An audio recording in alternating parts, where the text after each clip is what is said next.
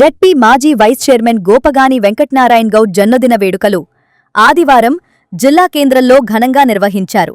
MLA camp కార్యాలయంలో కారింగుల సుధాకర్ గౌడ్ ఆధ్వర్యంలో ఏర్పాటు చేసిన ఈ వేడుకలకు పార్టీ శ్రేణులు భారీగా తరలివచ్చారు.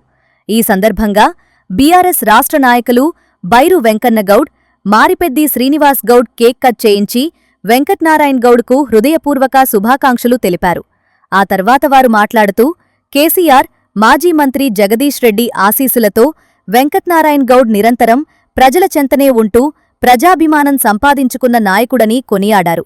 భవిష్యత్తులో ఆయన మరిన్ని ఉన్నత పదవులు చేపట్టాలని ఆకాంక్షించారు.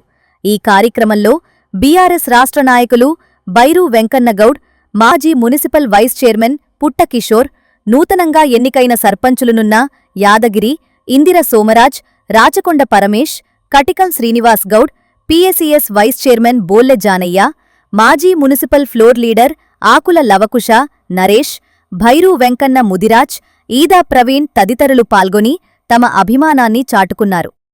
గౌడ్ గారి బర్త్డే సందర్భంగా కేక్ కట్ చేయడం జరిగింది.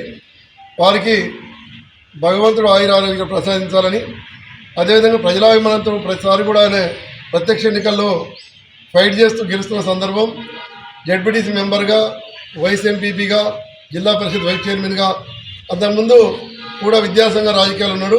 వారు ఎప్పుడు కూడా ప్రజల మధ్య ఉన్నాడు.